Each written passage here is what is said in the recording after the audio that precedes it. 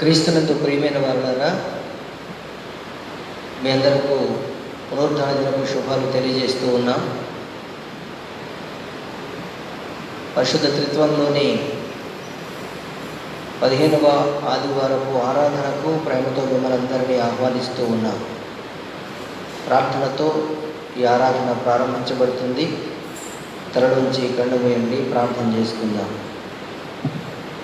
మహోన్నతమైన మా తండ్రి, ప్రేమ నమ్మకం కలిగిన మా యేసుక్రీస్తు ప్రభువానికి స్తోత్రములు చెల్లిస్తూ ఉన్నాం. మా జీవిత ప్రయాణంలో మీరు అనుగ్రహించిన మరొక పునరుత్థాన దినాన్ని బట్టి నీకు కృతజ్ఞతలు స్తోత్రములు చెల్లిస్తూ ఉన్నాను. ఈ ఆరాధన అంతట్లో మీరు మాకు తోడైనండి. సమస్తమును క్రమముగా మర్యాదగా జరిగించండి. ఈ నామ మహిమార్థంగా అనేక ఆత్మలకు దీవెనకరంగా ఈ ఆరాధన జరిగించబడులాగున పరిశుద్ధాత్మతో మమ్మల్ని నడిపించండి. సాతాను అంధకార శక్తులను లయపరిచి మీ నామమునకే మహిమ తెచ్చుకున్నామని యేసు నామమున వేడుకొనుచున్నాము తండ్రి, ఆమేన్. దేవుని స్తుతిస్తూ అందరం కలిసి ఆంధ్ర క్రైస్తవ కీర్తన పుస్తకంలో 18వ కీర్తన, రైవర్ ఫోన్ పుస్తకంలో 13వ కీర్తన కూడికొని ఉన్నాము సంఘం ప్రభు అనే కీర్తనను పాడుకుందాం.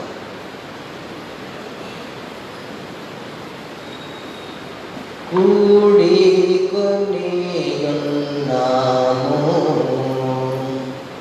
సంఘ ప్రభు, కూడికొని ఉన్నాము తోడండగవనుచు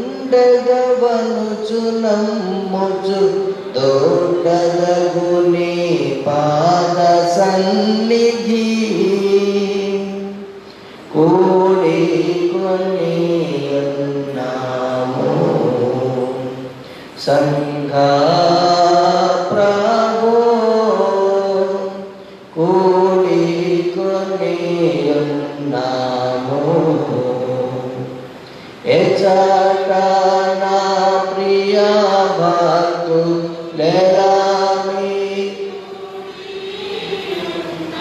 నచాటికి నేతెంతులని పల్కితి, విచట నుండు మమ్ము వీక్షించి కృపాచేత నిపుడు దీవించుమి యేసు క్రీస్తు నాగా, కూడికొని ఉన్నాము సంఘ ప్రభు, కూడికొని ఉన్నాము. గత కాలమందున గాని చేతల చే దుర్గతి నొంది కనుగొంటివి, శత సంఖ్యాగల పాప చయమీవు క్షమించి యతి శాంతి నిడితివి ఆత్మస్వరూపా, కూడికొని ఉన్నాము సంఘ ప్రభు, కూడికొని ఉన్నాము. నిరతము నీ ప్రేమ నెనరునా ధ్యానించి పరమధర్మములందు భరతగల్గి, యరులకు శుభములు నిరతంబు జేయగా దిరతమకు సాగుము దేవుని ప్రియతనయా, కూడి కొనియున్నాము. సంఘ ప్రభో కూడి కొనియున్నాము. అన్ని శోధనముల నన్ని విపత్తుల నన్ని కాలములందు ఆదరించి నిన్ను నమ్మిన జనుల నీ సందిటను చేర్చి పన్నుగా కాపాడు ప్రభు యేసు క్రీస్తు. కూడి కొనియున్నాము. సంఘ ప్రభో కూడి కొని అమలుడానగు నన్నను కరించుండనుచు నానాతిచ్చినాడ వాత్మజులకు నమల మార్గమునందు నరుగంగా మాకేవు విమలాత్మ దయాసేయు వేగంబు మా తండ్రి. కూడి కొనియున్నాము. సంఘ ప్రభో కూడి కొనియున్నాము. తండ్రి యొక్కయు కుమారుని యొక్కయు పరిశుద్ధాత్మ యొక్కయు నామమున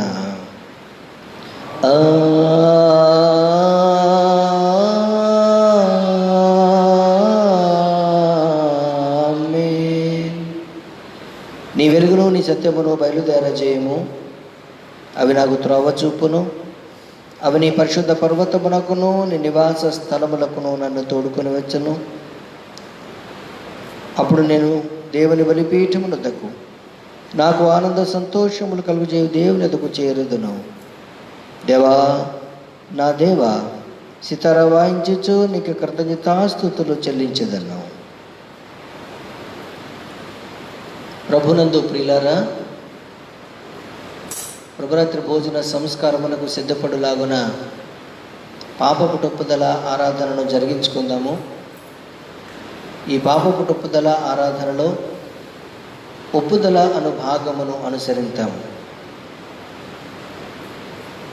హృదయమును పరిశోధించాడు సర్వశక్తి గల దేవుని సముఖమందు నేను మిమ్మల్ని అడుగునదేమనగా, మీరు స్వాభావికముగా పాపులనియు చేయవలసిన మేలు చేయక చేయరాని కీడు చేయించు తలంపుల వలనను మాటల వలనను క్రియల వలనను మన రక్షకుడగు దేవునికి దుఃఖమును కోపమును కలుగజేసిద్దరనియు అందువలన ఆయన శిక్షావిధికి న్యాయముగా పాత్రులనియు మీరు నిజముగా గ్రహించి దుఃఖించుచు ఒప్పుకొనుచున్నారా? యేసుక్రీస్తు పాపులను రక్షించుటకు ఈ లోకమునకు వచ్చెననియు ఆయన నామమందు విశ్వాసముంచు వారికి అందరికీ పాప పరిహారం కలుగుననియు నిశ్చయముగా నమ్ముచున్నారా? అలాగైతే మీరు సకల పాపముల నుండి విముక్తి పొందవలెనని ఆసక్తితో కోరుచు క్రీస్తు నిమిత్తము మీ పాపములను క్షమించి సమస్త దుర్నీతి నుండి మిమ్మల్ని పవిత్రపరచుట పరలోకమందున మీ తండ్రి యొక్క దయగల చిత్తమని మీరు రూఢిగా నమ్ముచున్నారా? ఇతడి నుండి పరిశుద్ధాత్మకు విధేయులై సమస్త పాపమును ద్వేషించి విడిచిపెట్టి దేవుని సన్నిధి యందున్నట్లుగా జీవించుచు హృదయమునందును ప్రవర్తన యందును పవిత్రముగా ఉండుటకు దినదినము ప్రయత్నింపవలెనని నిశ్చయించుకొనుచున్నారా? మనము దేవుని ఎదుట వినయముగా నిలువబడి మన పాపములను ఒప్పుకొని మన ప్రభువైన యేసుక్రీస్తు మూలమున మనకు క్షమాపణ దయచేయమని వేడుకుందాము. అందరం కలిసి పాపపు ఒప్పుదల చెప్పుకుందాం. ఓ దేవా, మా పరలోకపు తండ్రి, నేను నీకు విరోధముగా అనేక విధములైన ఘోర పాపములు చేసి ఉన్నాను. నా పాపమును నేను సంపూర్ణంగా గ్రహించలేను కానీ నీకంతయు స్పష్టంగా తెలిసే ఉన్నది. నా బాహ్య జీవితములోను ఆంతరంగిక జీవితములోను లెక్కలేని ఘోర పాపములు చేసి ఉన్నానని నీ ఎదుట ఒప్పుకొనుచున్నాను. మరియు నేను పశ్చాత్తాపపడుచు నా దోషముల గురించి మనస్ఫూర్తిగా దుఃఖించుచు నీ మితిలేని కృపను బట్టి నన్ను కరుణించి నీ కుమారుడును మా ప్రభువును యేసుక్రీస్తు నిమిత్తమున నా పాపములను మన్నించి కృపతో నా బలహీనతలను తొలగింపుమని నిన్ను వేడుకొనుచున్నాను. ఆమేన్. పరలోకమందున మన తండ్రి అయిన సర్వశక్తి గల దేవుడు మన యందు కనికరం ఉంచి తన ప్రియ కుమారుడును మన ప్రభువును యేసుక్రీస్తు యొక్క శ్రమ మరణ పునరుత్థానముల వలన మన పాపములను క్షమించుచున్నాడు.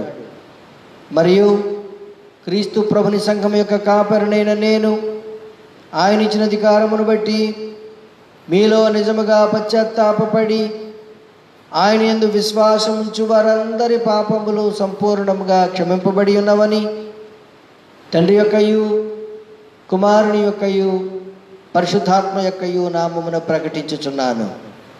అయితే ఆ అధికారమును బట్టియే పశ్చాత్తాపము లేని అవిశ్వాసులకు నేను తెలియజేయనదేమనగా, అటివారు పశ్చాత్తాపము లేని స్థితిలో ఉన్నంత కాలము దేవుడు వారి పాపములను క్షమింపడు. మరియు కృపాదినము అంతము కాకముందు తమ దుర్మార్గముల నుండి మళ్ళీ కొరకయు నిజ పశ్చాత్తాపము లేకయు క్రీస్తునందు విశ్వాసముంచకయు ఉన్న ఎడల దేవుడు నిశ్చయముగా వారి దోషములను వారి మీదికి రప్పించును. త్రిత్వం తరువాతి 15వ ఆదివారం కొరకైన ప్రారంభ గీతమును చదువుకుందాము.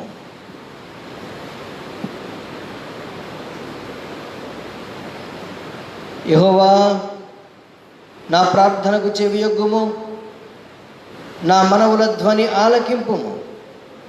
నా దేవా, నిన్ను నమ్ముకొని ఉన్న నీ సేవకుని రక్షింపుము. ప్రభువా, దినమెల్లా నీకు మొర్ర పెట్టుచున్నాను, నన్ను కరుణింపుము. ప్రభువా, నా ప్రాణము నీ వైపునకెత్తుచున్నాను, నీ సేవకుని ప్రాణము సంతోషింపజేయుము. తండ్రికి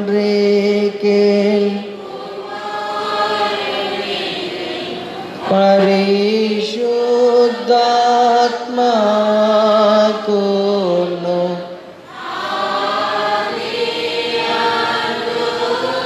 ఇప్పుడు ఎల్లప్పుడు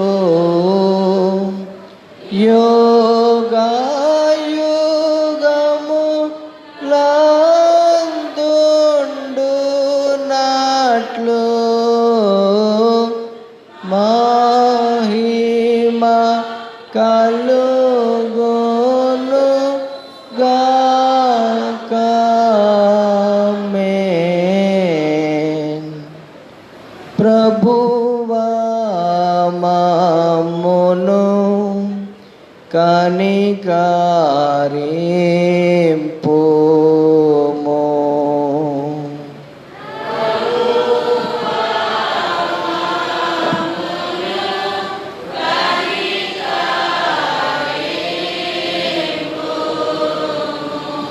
క్రీస్తు మమ్మును కనికరింపుము.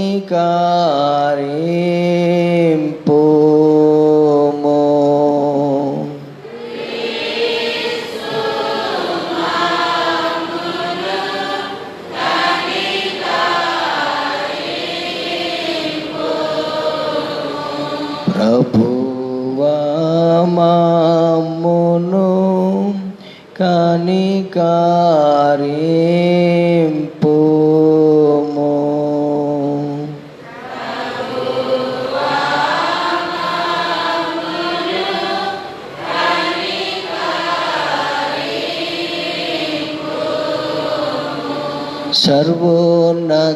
సర్వోన్నతమైన వానిలో దేవునికి మహిమా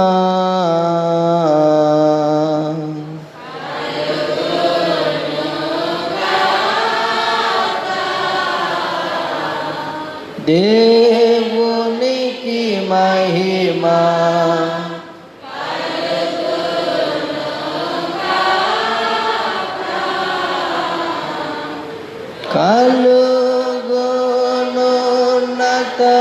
కలుగునున్నతమైన ఘన స్థలము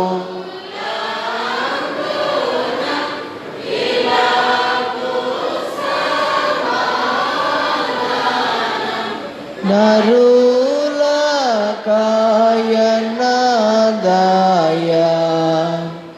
ప్రభువైన దేవా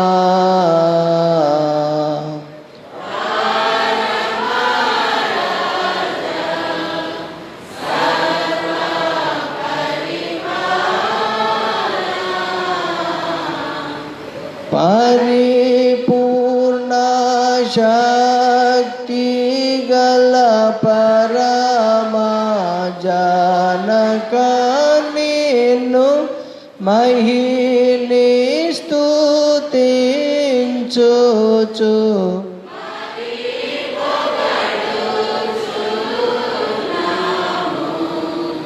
మహిమా పార్చుచు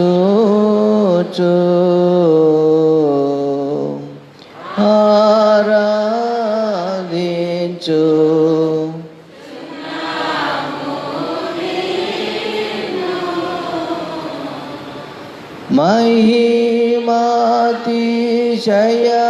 మహిమాతిశయమును మదిదలాంచియు నీకు మహిని స్తుతి కృతజ్ఞతనిచ్చు చున్నాము ఇక కుమారా యేసు ప్రభువా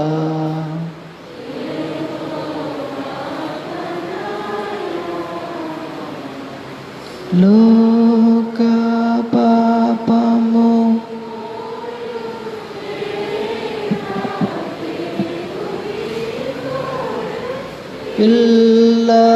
పిల్లమమును కనికరించుము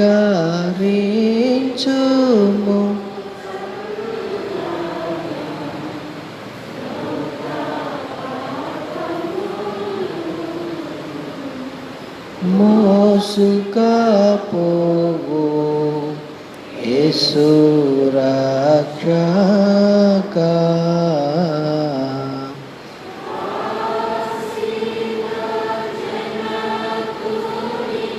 కుడి వైపున కూర్చుండు యేసు మా ప్రార్థనలించి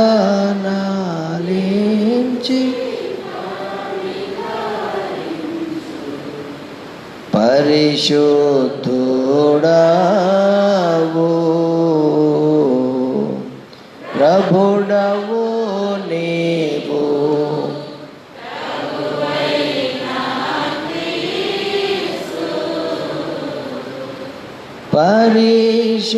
పరిశుద్ధాత్మతో తండ్రి అయిన దేవుని యందు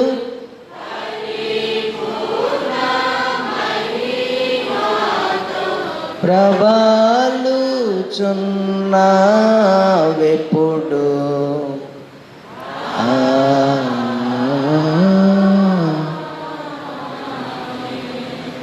ప్రభువు మీతో నుండుగాక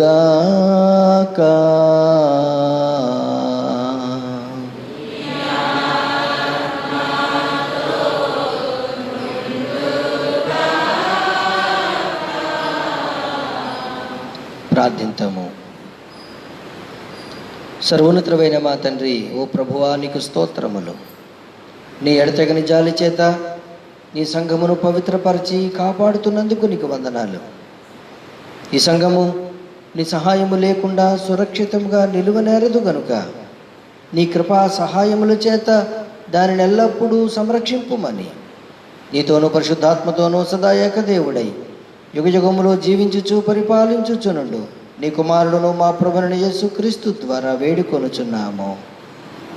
ఆమేన్. కూర్చోనండి.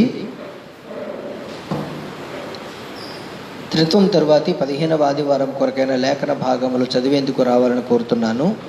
పత్రిక వాక్య భాగము గలతీయులకు రాయబడిన పత్రిక 5వ అధ్యాయము 25వ వచనం నుండి 6వ అధ్యాయము 10వ వచనం వరకు.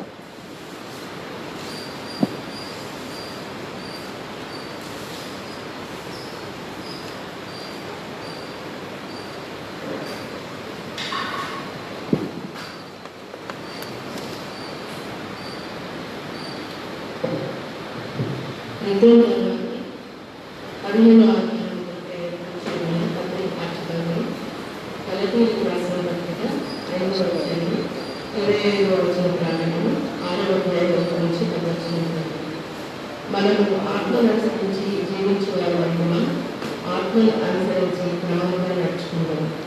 ఒకరిని ఒకరు వివాదములు రేపటి, ఒకరి ఒకరు అసూయపడని, వృధాగా అసూయపడని ఉండదు. సహోదరులారా, ఒకటి ఏ తప్పిదములో లేదు, చిక్కుకోలేదు. ఆత్మ సంబంధమైన మీలో ప్రతివాడు తనను శోధింపబడలేదు అని తన విషయమే చూసుకొచ్చు. సాత్వికమైన మనసుకు అట్టి వారిని మంచి దానికి తీసుకొని వెళ్ళవాలి. ఒక నిబంధనలను గమనించి ఈనాడు క్రీస్తు నియమములను పూర్తిగా నెరవేర్చాలి. ఎవరైనా వడ్డీవాడి నుండి తనని ఎన్నికైన వాడని తెలుసుకునే తను తానే మోసపరుచుకొని ప్రతివాడు తాను చేయి పనిని పరీక్షించి కూర్చుకోగలరు. అప్పుడు ఇతరులను బట్టి కాక తనను బట్టి అతనికి అతిశయం కలగదు. ప్రతివాడును తన పనులు తానే పరచుకునేవారు.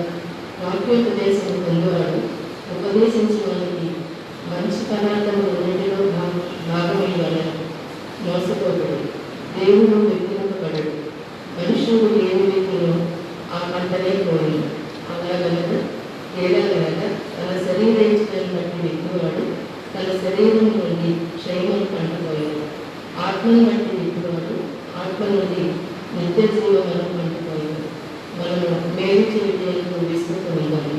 మనము అనేక మేలు చేసుకునేది తగిన కాలం ముందు పంటపోతున్నాం. కాబట్టి మనకు సమయం దొరికిన కొలది అందరి ఎడలను, విశేషంగా విశ్వాసపూర్వకంగా చేయని వారి ఎడలను మేలు చేయడం ఈ వాక్యంలో ఉంటుంది.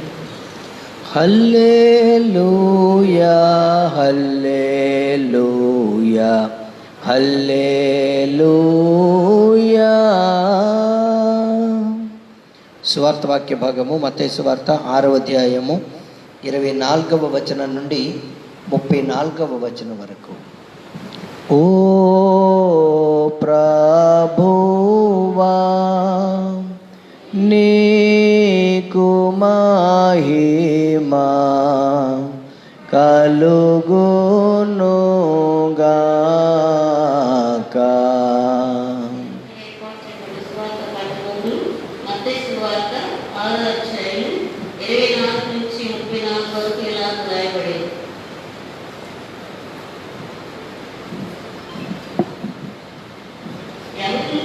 ఎవరు ఇద్దరి ఎదులాలకు దాసుడుగా నన్ననయ్యాడు.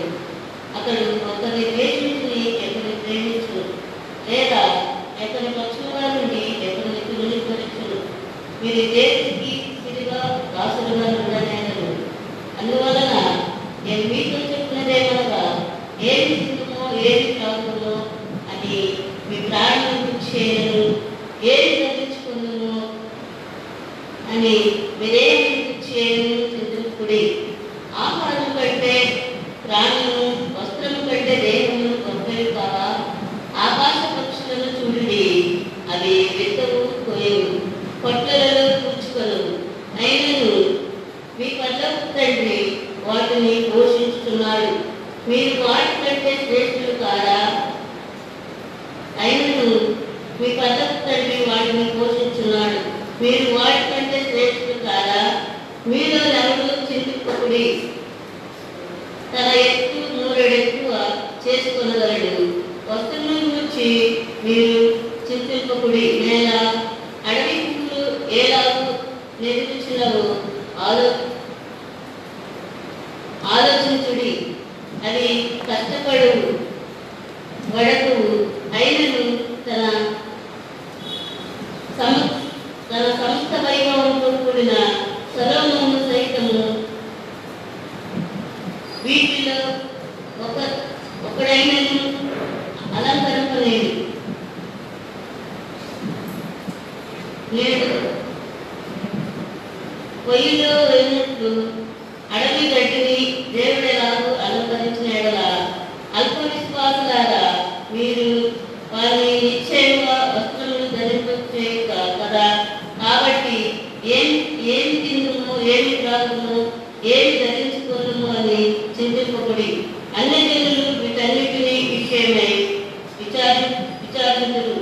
ఇవన్నీ మీకు కావాలని మీ పరలోక తండ్రి తెలియను. కాబట్టి మీరు ఆయన రాజ్యములకు నీతిని మొదట వెలుగుడి, అప్పుడు అవన్నీ మీకు అనుగ్రహించును. రేపటిని గురించి చింతించుకుడి, రేపటి దినము దాని సంగతులను గురించి చింతించును. ఏ నాటికి ఆ నాటికి చాలు. వాక్యం చదువుతాను. ఓ క్రీస్తు నీకు స్తోత్రము కలుగును. అందరూ అలాగే నిలువబడి నీకే విశ్వాస ప్రమాణమును మన విశ్వాసముగా అంగీకరింతాము. భూమి ఆకాశములను దృశ్యాదృశ్యముగు సమస్తమును సృజించిన సర్వశక్తి గల తండ్రియగు ఏకదేవుని నేను నమ్ముచున్నాను. ఆయన జనితేక కుమారుడును అద్వితీయుడునగు ప్రభుని యేసుక్రీస్తును నమ్ముచున్నాను. ఈయన జగములన్నిటికీ ముందు తండ్రి నుండి కలిగిన వాడును, దేవుని నుండి దేవుడును, వెలుగు నుండి వెలుగును, నిజమైన దేవుని నుండి నిజమైన దేవుడును, సృజింపబడక జన్మించిన వాడును, తండ్రితో ఏకతత్వము గలవాడును, సమస్తమును కలుగజేసిన వాడునై ఉన్నాడు. మన రక్షణ కొరకును పరలోకము నుండి దిగి కన్యగు మరియ నుండి పరిశుద్ధాత్మ వలన అవతరించి పుట్టి మనుష్యుడాయననియు పొంది పిలాతు అధికారం క్రింద మన కొరకు సిలువ వేయబడి శ్రమ నొంది సమాధి చేయబడిననియు లేఖనముల ప్రకారము 3వ దినమున తిరిగి లేచి పరలోకమునకెక్కి తండ్రి యొక్క కుడి చేతి వైపున కూర్చుండి ఉన్నాడనియు సజీవులకును మృతులకును తీర్పు చేయుటకు తిరిగి మహిమతో వచ్చుననియు ఆయన రాజ్యమునకు అంతము లేదనియు నమ్ముచున్నాను. తండ్రి నుండి కుమారుని నుండి బయలువెడలుచు తండ్రితోనూ కుమారునితోనూ ఏకముగా ఆరాధింపబడుచు మహిమపరపబడుచు ప్రవక్తల ద్వారా మాట్లాడిన వాడును జీవమునకు దాతయి ప్రభువునకు పరిశుద్ధాత్మను నమ్ముచున్నాను. మరియు పరిశుద్ధమైన క్రైస్తవ అపోస్తలుల ఏక సంఘమును నమ్ముచున్నాను. పాప పరిహారమునకైన ఒకే బాప్తిస్మమును ఒప్పుకొనుచు మృతుల పునరుత్థానము కొరకును రాబో లోక సంబంధమగు బ్రతుకు కొరకును నిరీక్షించుచున్నాను. ఆమేన్. కూర్చోనండి. వాక్యాన్ని ధ్యానం చేసుకుందాం. సిద్ధపడుతూ అందరం కలిసి ఆంధ్ర క్రైస్తవ కీర్తన పుస్తకంలో 269వ కీర్తన, ఈ చిన్న పుస్తకాల్లో 93వ కీర్తన అడుగుచున్నాము దేవా కడు దయను గావా అనే కీర్తన పల్లవి. మొదటి 2 చరణాలు చివరి 2 చరణాలు పాడుకుందాం.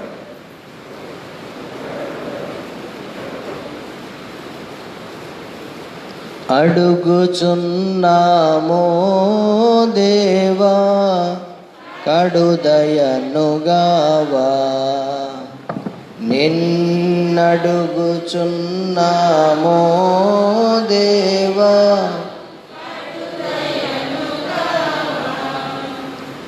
చెడుగులమైన మేము నిన్నడుగుటకునే బిడియమందము అడుగుడి మీ కిడియదనంచు నాన తీర్చిన వాగ్దానముగని అడుగుచున్నామో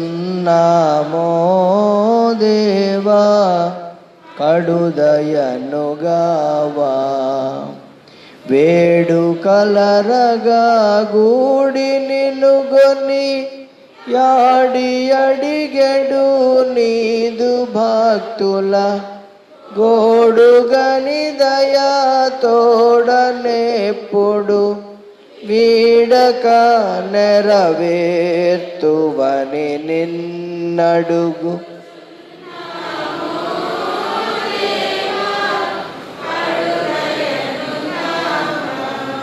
సారె సారెకు నిన్ను విడిచి ఘోర దురితపు భారమందు జేరి నిను మరచితిమి గదమా క్రూరత నెడబాపుమని నడుగుచున్నామో దేవా కడుదయనుగావా. రోగముల చేసేగినందుచు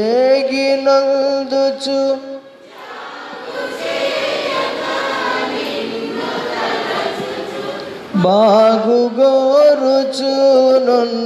భక్తుల రోగముల వెడలేంచుమని నడుగుచు.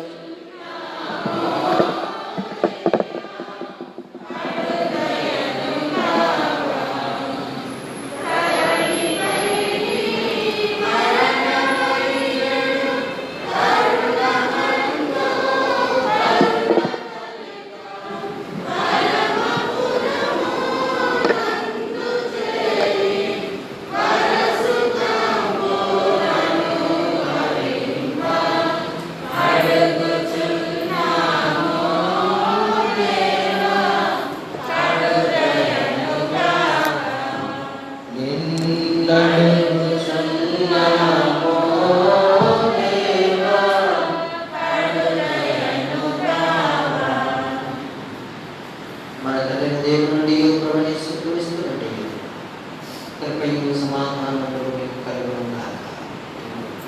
ఆమేన్. కూర్చోండి, ప్రార్థన చేసుకుందాం. మహోన్నతమైన మా తండ్రి, జీవాధిపతి, నీ పవిత్ర నామమునకు వెరలేని స్తోత్రములు చెల్లిస్తూ ఉన్నాం. ఇంతవరకు ఆరాధన ద్వారా మీరు మహిమ పొందారు. వాక్యము ద్వారా మీరు మాతో మాట్లాడమని వేడుకుంటున్నాను ప్రభువా. ఈ వాక్యము శక్తి కలిగినది, మమ్మల్ని సరిచేసేది, సరైన మార్గంలో మేము నడుచుకోవడానికి దిశానిర్దేశాన్ని చేసేది. నీ వాక్యపు వెలుగులో మమ్మల్ని సరిచేసి నడిపించుమని, నన్ను మరుగుపరిచి నీ మాటలనే వినిపించుమని ప్రతి ఒక్కరితో మీరు మాట్లాడి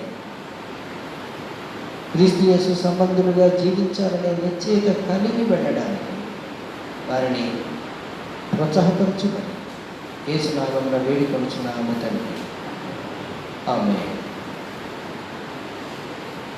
క్రీస్తునందు ప్రియమైన వారందరూ మీ అందరికీ మన ప్రభువును రక్షకుడైన యేసుక్రీస్తు వారి పరిశుద్ధ నామమున శుభాలు తెలియజేస్తూ ఉన్నాను.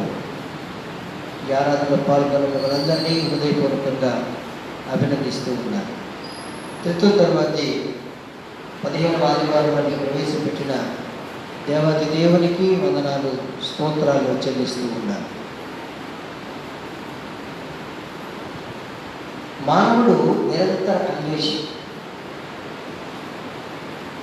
ఎన్నో లక్ష్యాలతో నిరంతరం అన్వేషణ కొనసాగిస్తూ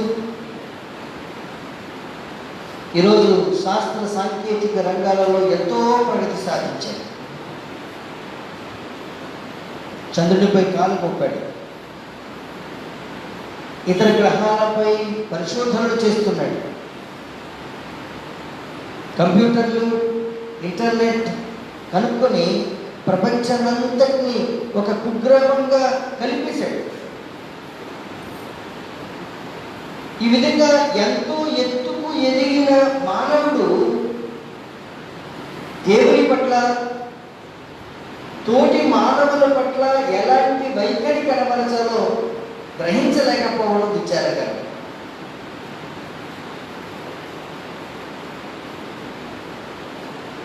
దైవ కేంద్రితంగా ఉండాల్సిన మానవ జీవితం ఈనాడు ఎలా మారిపోయిందంటే మానవ కేంద్రితంగా మారిపోతుంది.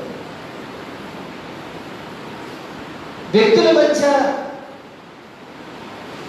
అసూయలు, ద్వేషాలు, కుట్లాటలు పెరిగి మానవ సంబంధాలు దెబ్బతింటున్నాయి. నేను బాగుంటే చాలు అనే స్వార్థపూరితమైన భావనలు, అసూయలు బాగా పెరిగిపోతూ ఉన్నాయి. ఇలాంటి సమాజంలో మనం ఉన్నాం. యేసుక్రీస్తునందు విశ్వాసం ఉంచి ఆత్మ సంబంధమైన జీవితాన్ని కొనసాగిస్తూ ఉన్నటువంటి ఒక విశ్వాసపు గుంపుగా, క్రైస్తవ విశ్వాసపు సమూహంగా, లేక విడివిడిగా క్రైస్తవ విశ్వాసులుగా ఇలాంటి సమాజంలో ఉన్నటువంటి మనము దేవుని ఎడల ఎలాంటి వైఖరి కలిగి ఉండాలి? మన తోటి మానవుల ఎడల ఎలాంటి వైఖరి కలిగి ఉండాలో, ఎలాంటి వైఖరిని మనం కనబరచాలో గ్రహించి మనం ఆచరించాలని దేవుడు కోరుతూ ఉన్నాడు. ఈరోజు చదవబడిన లేఖన భాగాలు ఒక విశ్వాసికి దేవుని పట్ల ఎలాంటి వైఖరి కనబరచాలి, ఒక విశ్వాసి తోటి మానవుల పట్ల ఎలాంటి వైఖరి కనబరచాలి అనే విషయాలను స్పష్టం చేస్తూ ఉన్నాయి. ఈ ధ్యానాన్ని నేను చదువుకున్నటువంటి సువార్త వాక్య భాగంతో ప్రారంభించాలని నేను తలస్తూ ఉన్నాను. మత్తయి సువార్త 6వ అధ్యాయము 24వ వచనం నుండి 34వ వచనం వరకు మనం చదువుకున్నాం. విశ్వాసి దేవుని పట్ల కలిగి ఉండాల్సిన వైఖరిని గురించి కొన్ని మాటలు నేను మీకు తెలియజేయాలని తలస్తూ ఉన్నాను. మొదటిగా దేవుణ్ణి మన యజమానిగా స్వీకరించి సేవించాలి. దేవుని పట్ల మన వైఖరి ఎలా ఉండాలంటే దేవుడు నా యజమాని అని భావించాలి. చూడండి, మత్తయి సువార్త 6వ అధ్యాయం 24వ వచనాన్ని నేను చదువుతున్నాను. ఎవడును ఇద్దరు యజమానులకు దాసుడుగా ఉండనేరడు. అతడు ఒకరిని ద్వేషించి ఒకరిని ప్రేమించు, లేదా ఒకరి పక్షముగా ఉండి ఒకరిని తృణీకరించు. మీరు దేవునికి సిరికిని దాసుడుగా ఉండనేరరు. కొండమీది ప్రసంగం సుపరిచితమైనటువంటి ప్రసంగాలు. అందులో ఒక భాగం ఈ లేఖన భాగం. ప్రభువారు అంటున్నారు, ఇద్దరు యజమానుల గురించి చెప్తున్నారు. ఒకడు దేవుడు, మరొకరు ధనం. అక్కడ వాడబడిన మాట సిరి. వీరిలో ఎవరో ఒకరినే నీవు యజమానిగా ఎంచుకోవాలి. ఒకడు ఇద్దరు యజమానులకు దాసుడుగా ఉండలేడు. ఇప్పుడు ప్రపంచీకరణ జరుగుతుంది, అంటే గ్లోబలైజేషన్ అని అంటారు. ఈ ప్రపంచీకరణ జరుగుతున్నటువంటి నేటి దినాలలో మానవులపై అధికంగా ప్రభావం చూపించేది డబ్బు. డబ్బు డబ్బుంటే ఏదైనా చేయొచ్చు అనే ఆలోచనతో మనిషి ఉన్నాడు. ధనం ఉండడం తప్పు కాదు, ధనం కష్టపడడం తప్పు కాదు. యేసుక్రీస్తు ధనానికి వ్యతిరేకం కాదు. ఈ విషయాలు గమనించాలి. అయితే ఆ ధనమే నీకు యజమాని అయితే నీవు ప్రమాదంలో చిక్కుకున్నట్టే అనే విషయాన్ని మనం గమనించాలి. ఒక తత్వవేత్త ధనాన్ని గురించి చెప్పిన ఒక స్టేట్మెంట్ మీకు చెప్పాలని నేను తలుస్తూ ఉన్నాను. డబ్బు మంచి సేవకుడు కానీ క్రూరమైన యజమాని అన్నాడు. డబ్బు మంచి సేవకుడు, నీకు ఉపయోగపడతాడు, కానీ ఆ డబ్బునే నీ యజమానిగా చేసుకుంటే ఆ డబ్బు క్రూరమైన యజమాని. నీ చేత ఏ పనికిమాలిన పనైనా సరే చేయిస్తాడు. అందుకే ప్రభు చెప్తున్నారు, మీరు దేవునికి సిరికి దాసులుగా ఉండలేరు. ప్రేమ వల్ల నీవు రక్షణానుభవం కలిగినటువంటి విశ్వాసమైతే, నేను దేవుడిని ప్రేమిస్తున్నాను అని చెప్పుకునే విశ్వాసమైతే, నీ వైఖరి ఎలా ఉంది? దేవుని ప్రేమించేవారు సైతాన్ని కూడా ప్రేమిస్తారా? ప్రేమించొచ్చా? ప్రేమించరు. దేవుని ప్రేమించేవాడు సైతాన్ని ప్రేమించలేదు. సైతాను విషయంలో ఎలాంటి వైఖరి మనం కలిగి ఉంటామో అదే వైఖరి తన విషయంలో కూడా కలిగి ఉండాలి. నేను దేవుడిని ప్రేమిస్తున్నాను అని నీవు చెప్తున్నావు అని అంటే ధనాన్ని ప్రేమించు. నేను యేసుక్రీస్తులకు దాసుడుగా ఉన్నాను అని నీవు చెప్తున్నావంటే సిరికి నీవు దాసుడుగా ఉండడానికి అవకాశం లేదు. లేదు, నేను ధనాన్ని ప్రేమిస్తున్నాను అని నీవు చెప్తుంటే నీ హృదయంలో దేవుడికి చోటు లేదు అనే విషయాన్ని నీవు గ్రహించాలి. ఇద్దరు యజమానులకు ఒకడు దాసుడుగా ఉండలేదు. గమనించండి, ధనంతో మేము అన్ని సమకూర్చుకోలేము. ధనమే నీకు యజమానిగా ఉంటే, ధనం దాస్యమని ఉంటే, ధనముతో కొనలేని అమూల్యమైన వాటిని నీవు కోల్పోతావు. పాప క్షమాపణ, రక్షణ అనేది ధనంతో నీవు కొనలేవు. దేవుని యొక్క అనుగ్రహాన్ని నీవు ధనంతో కొనలేవు. పరలోకపు రాజ్యాన్ని ధనంతో కొనలేవు. ధనమే నీకు దైవం అయితే ప్రమాదకరమైన స్థితిలో ఉన్నావని అర్థం. పౌలు భక్తుడు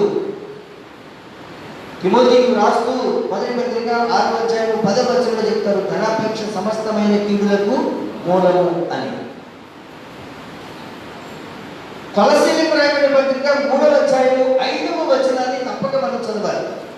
కొలస్సీలకు రాయబడిన పత్రిక 3వ అధ్యాయము 5వ వచనం నేను చదువుతున్నాను. కావున భూమి మీద ఉన్న మీ అవయవములను అనగా జారత్వమును, అపవిత్రతను, కామాతురతను, దురాశను, విగ్రహారాధన అయిన ధనాపేక్షను చంపివేయుడి.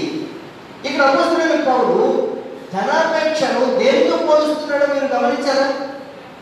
విగ్రహారాధనతో పోలుస్తున్నాడు.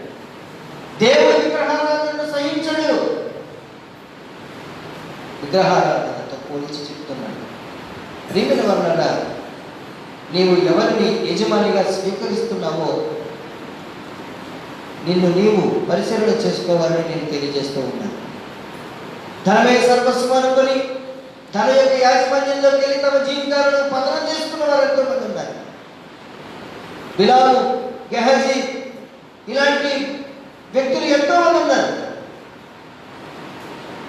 ఈ సందర్భంగా మోషేను మీకు జ్ఞాపకం చేయాలని తలస్తూ ఉన్నాను. హెబ్రీయులకు రాయబడిన పత్రిక 11వ అధ్యాయము 26వ వచనాన్ని మనం చదువుకుందాం. హెబ్రీయులకు రాయబడిన పత్రిక 11వ అధ్యాయము 24, 26 వచనాలు. మోషే పెద్దవాడైనప్పుడు విశ్వాసమును బట్టి ఐగుప్తు ధనము కంటే క్రీస్తు విషయమైన నింద గొప్ప భాగ్యమని ఎంచుకొని అల్పకాలము పాపభోగము అనుభవించుట కంటే దేవుని ప్రజలతో శ్రమ అనుభవించడం మేలని యోచించి ఫరో కుమార్తె యొక్క కుమారులను అని అనిపించుకున్నటకు ఒప్పుకొనలేదు. గమనించండి, మోషే ఐగుప్తు ఐశ్వర్యము కంటే, ఐగుప్తు ఘనత కంటే యేసుక్రీస్తు విషయమైన నింద గొప్ప భాగ్యమని ఎంచుకున్నాడు. రెండున్నాయి, ఒకటి ఐశ్వర్యం ఘనత, రెండవది యేసుక్రీస్తును కూర్చున్న నింద. ఈ రెండింటిలో ఏదో ఒకదాన్ని ఎంపిక చేసుకోవాలి. ఎంపిక అనేది విలువ ఆధారంగా జరుగుతుంది. ఎంపిక అనేది విలువ ఆధారంగా జరుగుతుంది. విలువైందని ఎంపిక చేసుకుంటారు, కానీ విలువ లేదని ఎవరైనా ఎంపిక చేసుకుంటారా? చేసుకోరు. పెళ్ళిళ్ళకి వచ్చేటప్పటికి అందమైన అమ్మాయి కావాలని ఎంపిక చేసుకుంటారు, కానీ అందంగా లేదని చేసుకుంటారని ఎవరైనా ఎంపిక చేసుకుంటారా? చేసుకో. అలాగే విలువైందని ఎంపిక చేసుకుంటారు. ఎంపిక అనేది విలువ ఆధారితంగా జరుగుతుంది. కానీ మీరు గమనించండి, ఐగుప్తు ఐశ్వర్యం, ఐగుప్తు ఘనత మోషే విలువైనదిగా ఎంచలేదు. యేసుక్రీస్తు నిమిత్తమై నిందపడడమే విలువైనదిగా ఎంచాడు. ఎంత గొప్ప వ్యక్తిగా ఉన్నాడో మీరు గమనించారు. యేసుక్రీస్తు యాజమాన్యంలో ఉన్నావో లేదో మనం పరిశీలన చేసుకోవాలి. తన యొక్క యాజమాన్యంలో ఉంటే నీవు ప్రమాదం అంచున ఉన్నావని అర్థం. ప్రియమైన వారులారా, ఈ లోక సంబంధమైన తన యొక్క యాజమాన్యంలో ఉండదు. దేవుణ్ణి మన యజమానిగా స్వీకరించి ఆయనను సేవించాలి అని నేను తెలియజేస్తూ ఉంటాను. దేవుని పట్ల మన వైఖరి క్రైస్తవ విశ్వాసులుగా ఇలా ఉండాలి. దేవుడు నా యజమాని. రెండవది, దేవుణ్ణి తండ్రిగా గుర్తించి ఆయన మీద ఆధారపడాలి. దేవుని ఒక తండ్రిగా గుర్తించాలి. గుర్తించి ఆయన మీద ఆధారపడాలి. చిన్నపిల్లల గురించి మనం చూస్తాం. చిన్నపిల్లలు వండుకుంటారా? చిన్నపిల్లలు దేని గురించైనా బాధపడతారా? ఆలోచిస్తారా? చింతిస్తారా? పసిబిడ్డలు తండ్రి మీద తల్లి మీద ఆధారపడతారు. తండ్రి మీద తల్లి మీద ఆధారపడతారు. యేసుక్రీస్తునందు విశ్వాసం ఉంచిన వారు దేవుడు నా తండ్రి అనే వైఖరి కలిగి ఉండాలి. ఎందుకంటే దేవుడు మన అవసరాలన్నీ తీర్చేవాడు. చాలాసార్లు మనం అనుకుంటాం, బాధపడతాం, నా గురించి నేను కాకపోతే ఎవరు ఆలోచిస్తారు అని. మన గురించి చింతించేవారు ఒకరున్నారు అనే విషయం మీరు గ్రహించాలి. ఈ మధ్యస్వత ఆలోచనలో చింతించకుడి అనే మాట, లేక చింత అనే మాట చాలాసార్లు వాడబడింది.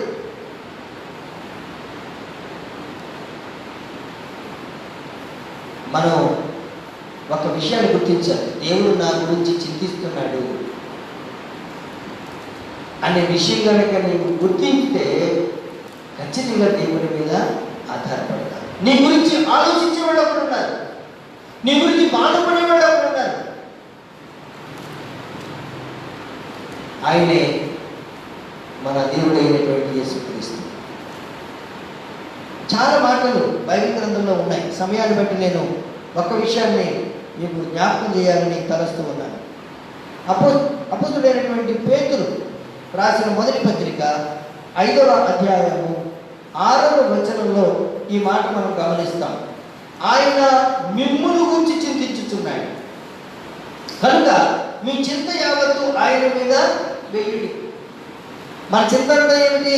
ఏమి తిందుమా, ఏమి త్రాగుదుమా, ఏమి ధరించుకుందుమా అనే విషయాలు, శరీర సంబంధమైన విషయాల మీదనే మన చింతంతా. శరీర సంబంధమైన విషయాల మీదనే మనం ఫోకస్ పెడుతున్నాం. అయితే వాటి విషయంలో మీరు చింతించకండి.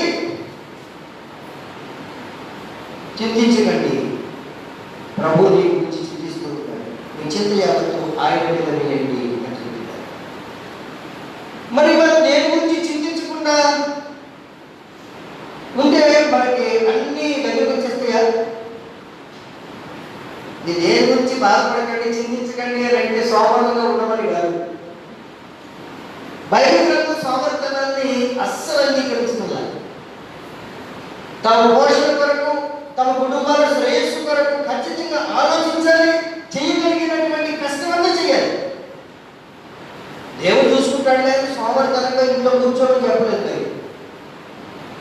ఇంకొక మాట మీరు గుర్తించండి, చాలా మంది ఈ విషయాన్ని గ్రహించరు. ఏదైనా వనంలో దేవుడు ఆదాము హవ్వలను సృష్టించాడు. ఆదాము హవ్వలను సృష్టించి ఏదైనా వనంలో ఉంచి మీరు ఖాళీగా పళ్ళు పోసుకుని తినండి అని చెప్పలా. చెప్పాడా? ఏం చెప్పాడు చూడండి. ఆదికాండం 2వ అధ్యాయం 15వ వచనం. ఎవరైనా ఒకరు చదవండి. ఆదికాండము 2వ అధ్యాయం 15వ వచనం. మరియు దేవుడైన యెహోవా నరుని తీసుకొని ఏదెను తోటను సేద్యపరచుటకును దానిని కాచుటకును దానిలో ఉంచెను. ఏదైనా తోటలో ఆదాము హవ్వను చేసి ఖాళీగా పెట్టాలి. వాళ్ళు ఏం చేయాలి? దాన్ని సేద్యం చేయాలి. పాపం చేసిన తర్వాత దేవుడు ఆదాముతో చెప్పాడు, నీవు ఖచ్చితంగా చెమట కార్చాలి.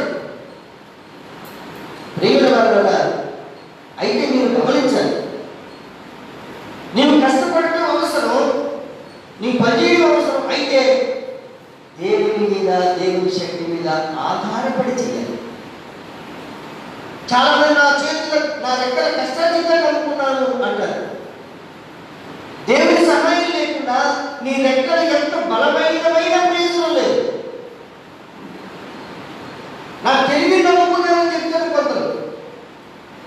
దేవుని కృప లేకుండా నీకెన్ని తెలివితేటలు ఉన్నా అవి నిష్ప్రయోజనమే. దేవుని మీద ఆధారపడి నువ్వు పనిచేయాలి.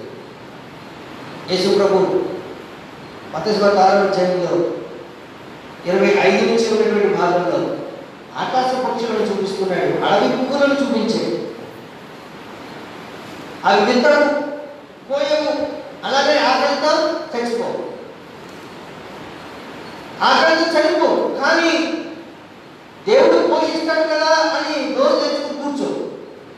ఖచ్చితంగా అవి ఆహారం కొరకు ప్రయత్నిస్తాయి, గూళ్ళు కట్టుకుంటాయి. అయితే వాటికి సరైనటువంటి ఆహారాన్ని దేవుడే అనుగ్రహిస్తాడు. ప్రియమైన వాళ్ళగా మీరు గమనించండి, ఏమి తినాలి, ఏమి త్రాగాలి, ఏమి ధరించుకోవాలి, ఎక్కడ నివసించాలి, ఇలాంటి ప్రశ్నలతో నీవు చింతించొద్దు. ఆందోళన చెందాల్సిన అవసరం లేదు. పరలోకపు తండ్రి నీ అవసరాలన్నీ తీరుస్తాడు. తండ్రి మీద నీవు ఆధారపడాలి. ఒక చిన్న బిడ్డ తండ్రి మీద ఆధారపడినట్టుగా నీవు ఆధారపడడం నేర్చుకోవాలి. క్రైస్తవ విశ్వాసులు ఆందోళన, భయాలు జయించే పటిష్టమైన విశ్వాసం కలిగి ఉండాలి అని ఈ సందర్భంగా నేను తెలియజేస్తున్నాను. దేవుని పట్ల మన వైఖరి ఎలా ఉండాలి అంటే, దేవుడు నా తండ్రి, నా అవసరాలు తీరుస్తాడు అని అన్నట్టుగా నీ వైఖరి ఉండాలి. మూడవది, దేవుని రాజ్యాన్ని, నీతిని వెతకాలి. మత్తయి సువార్త 6వ అధ్యాయం 33వ వచనంలో ఈ మాటలు ఉన్నాయి. కాబట్టి మీరు ఆయన రాజ్యమును, నీతిని మొదట వెతకుని, అప్పుడు అవన్నీ మీకు అనుగ్రహించబడతాయి. నీవు చింతించడం కాదు, కేవలం శరీర సంబంధమైన ఈ లోక సంబంధమైన విషయాల గురించి ప్రయాసపడటం కాదు.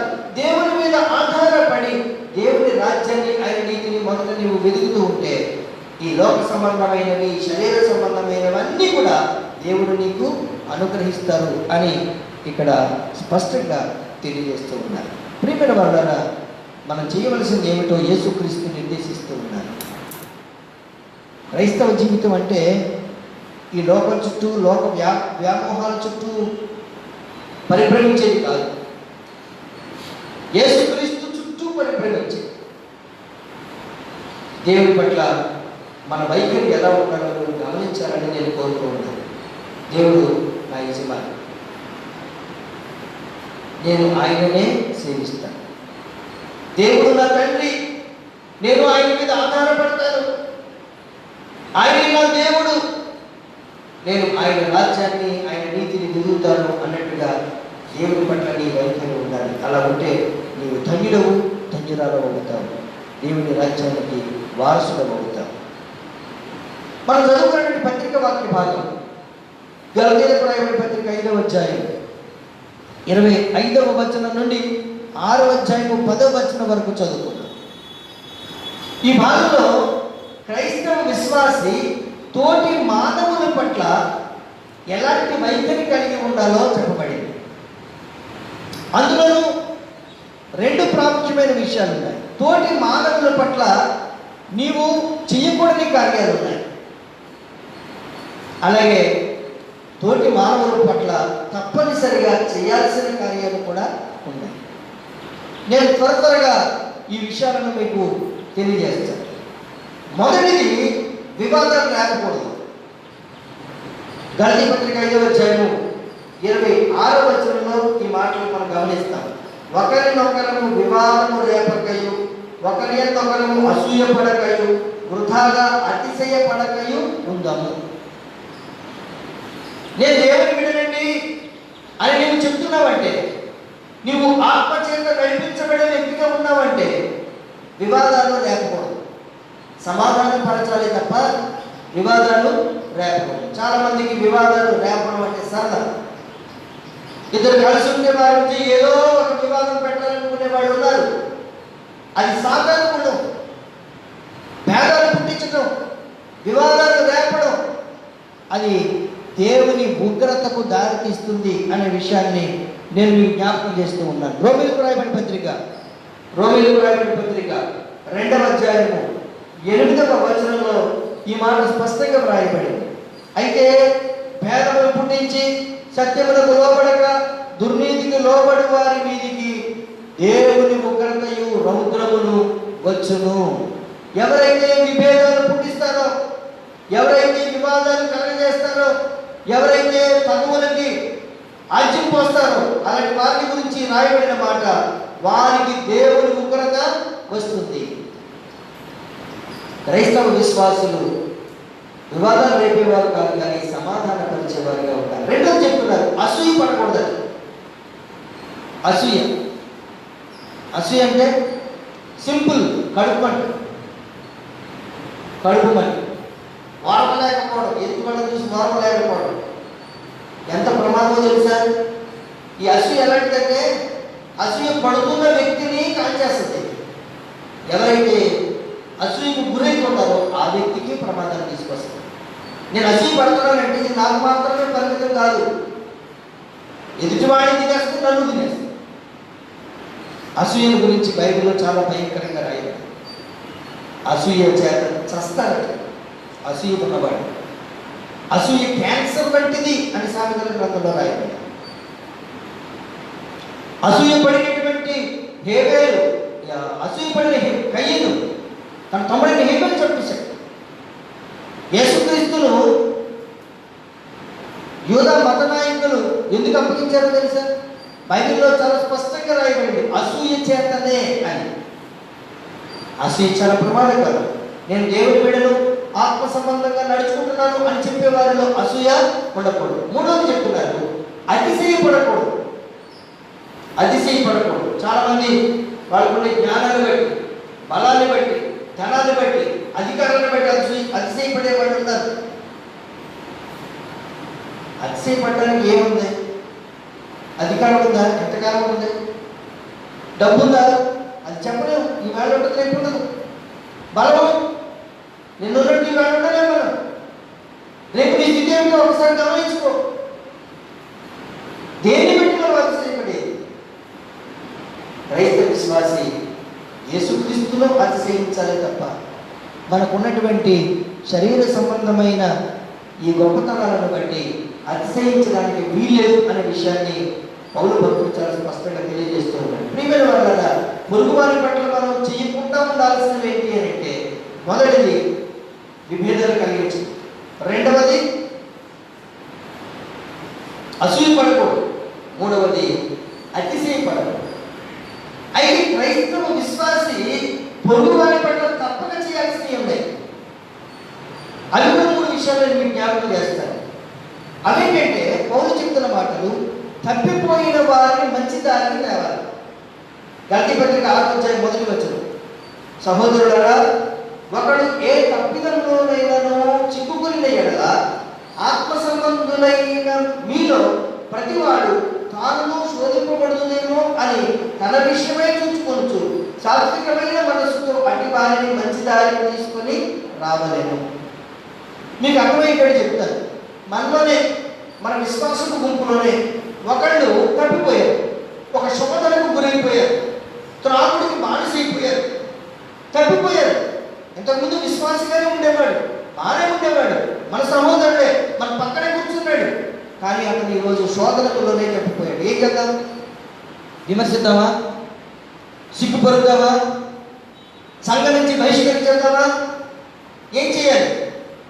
పౌలు అంటున్నాడు మొదటి వచనంలో, అట్టి వారిని మంచి దానికి తీసుకొని రావలెను. బయట పెట్టలేక కాదు, గొడవ చేయలేక కాదు. వాక్యం చెప్తుంది ఏమని? మంచిదారిని తండి,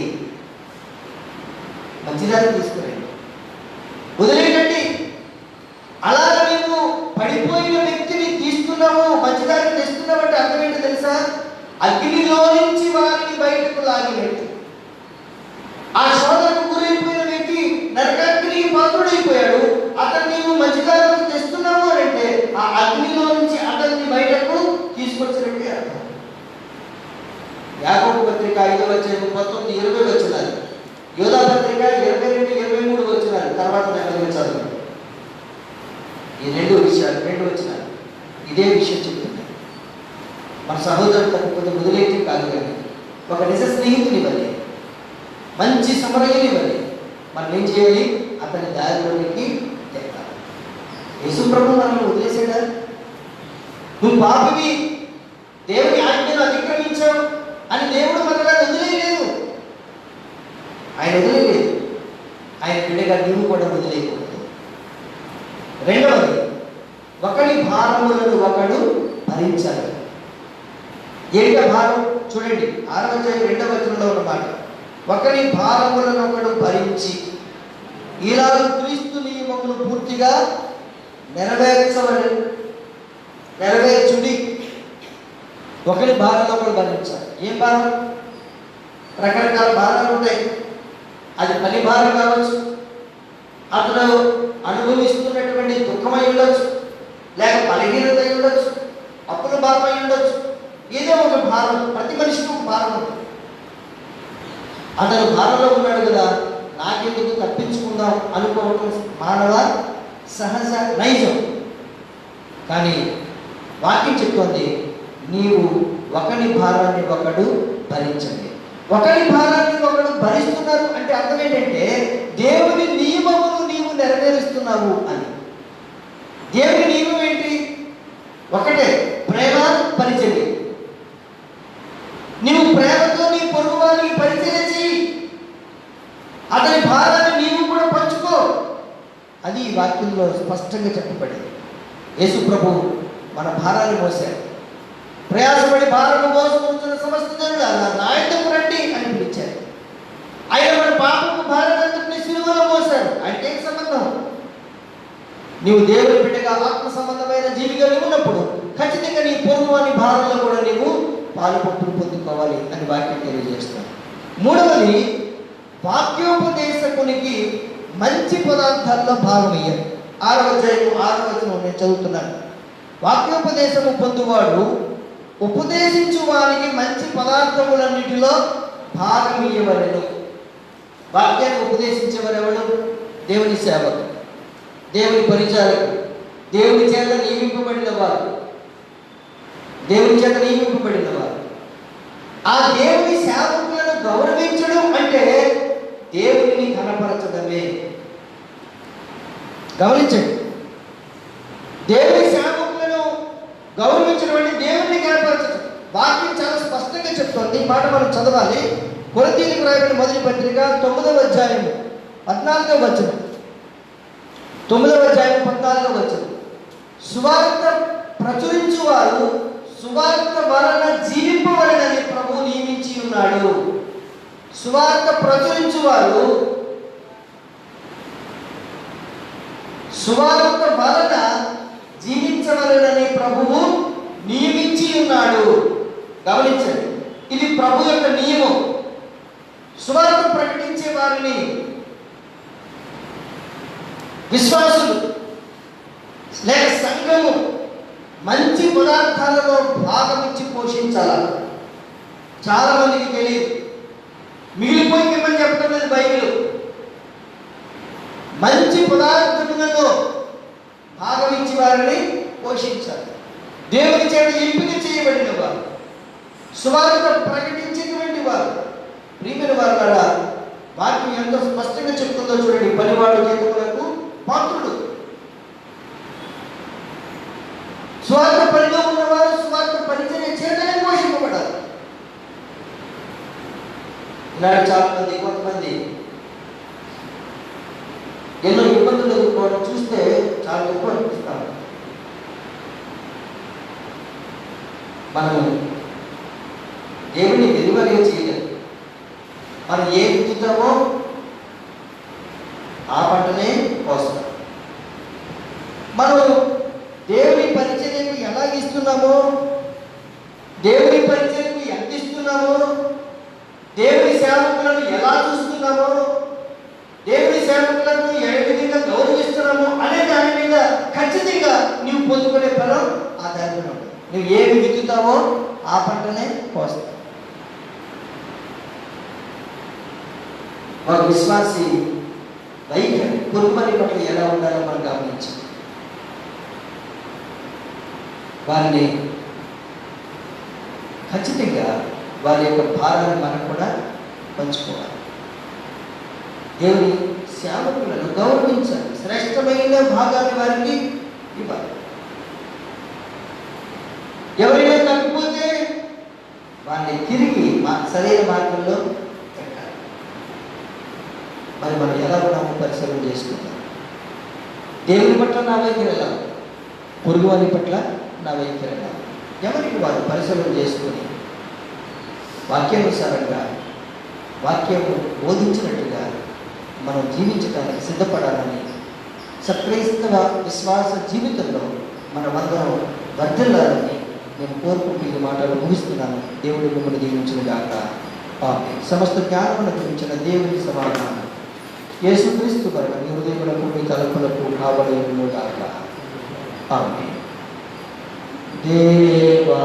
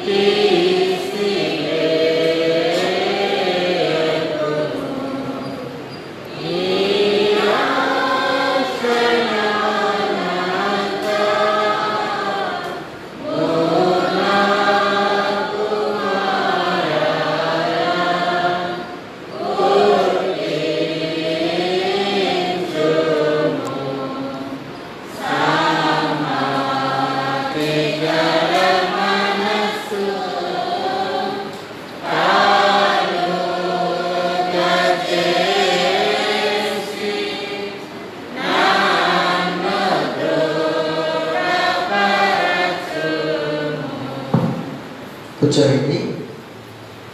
గత కాలంలో దేవుడు మీ పట్ల మీ కుటుంబాల పట్ల చేసిన మేలులను బట్టి కృతజ్ఞతాపూర్వకంగా కానుకలు సమర్పించదలిచిన వారు ముందుకు రావాలని కోరుతున్నాను.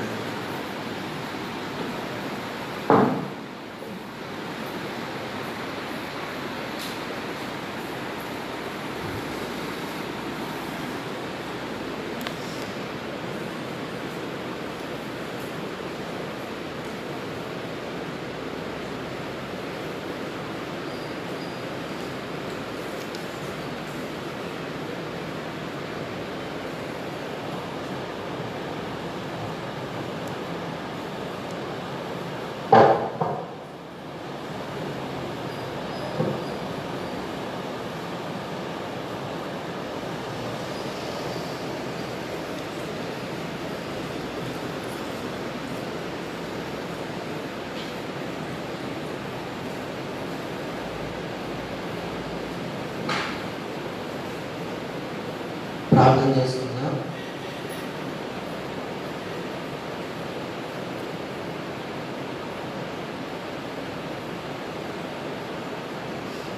మహోన్నతమైన మా తండ్రి, సర్వకృపానిధి, నీకు వేలాది స్తోత్రములు చెల్లిస్తూ ఉన్నాను.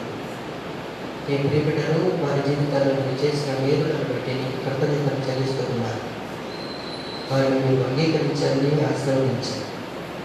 బలహీనతలో బలపరిచారు, సమస్యలను వినిపించారు. చేస్తున్న పనులను వారికి మీరు తోడుగా ఉంటున్నారు. భయంకరమైన విపత్తుల నుంచి తప్పించారు. దేవుడు మొక్కను మా కుటుంబాన్ని ఇంతవరకు కాపాడి సంరక్షించారు అని వారి హృదయాలు ఎంతో సంతోషంతో నిండిపోయినట్టున్నారు. ఈ బిడ్డలను వారి కుటుంబాలను చేతులకు అర్పిస్తుంది. వారి కానుకలను వారి హృదయాలను స్వీకరించున్నారు, దీవించి పంపించున్నారు. యేసు నామమున వేడుకొనుచున్నాము తండ్రి. ఆమె తండ్రి, కుమారుడు, పరిశుద్ధాత్మ సర్వశక్తి గల త్రేక దేవుని దీవెన సదాకాలముకు తోడైనగాక.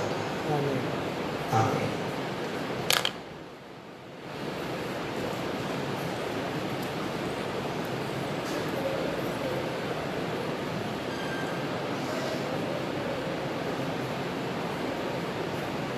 సంఘ కానుకలు సేకరించుకుందాం. దీపం వచ్చి కానుకలు సేకరిస్తారు.